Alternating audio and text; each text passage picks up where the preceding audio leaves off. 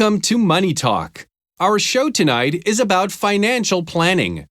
Our guest is financial planner Stephanie Barnes. Hi, Stephanie. Hi, Adam. It's great to be here. A lot of people struggle with financial planning, and it's hard for them to save money. That's true. More than 2/3 of Americans say they have less than $1,000 in savings. Every time they have to cover an unexpected expense, it's a major problem. And what are all these people going to do when they have to retire and aren't earning a salary? How will they get by? This is clearly a crisis in our society. We have to encourage people to plan for the future, to take control of their finances and save more. I agree, but where should people start? What's the first step? The first step is setting long-term financial goals. Ask yourself, what do I want to accomplish in 20 years? In 30 years? Your most important goal should definitely be to save for retirement. That makes sense.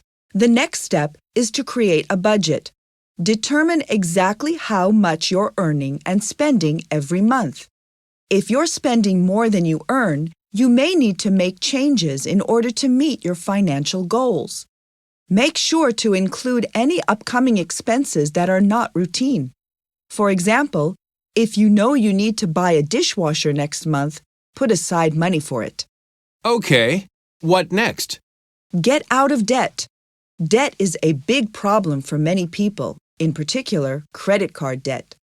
It's the worst kind of expense because you pay a lot of interest on the money you've borrowed. Let's say you have $2,000 in credit card debt. You have to pay back $2,000 and pay the interest. There's no question that you should get rid of that debt so you can add more money to your savings instead. That makes sense.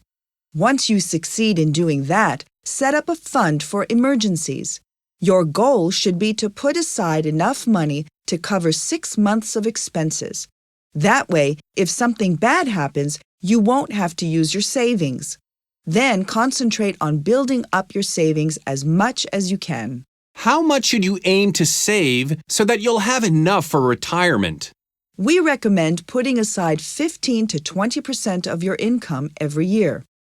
But if you can't do that, put aside whatever you can, even if it's only a little. I can't stress enough that every little bit counts. Even a small amount, like $50 a month, adds up over time. Sounds like good advice. Thanks for joining us today.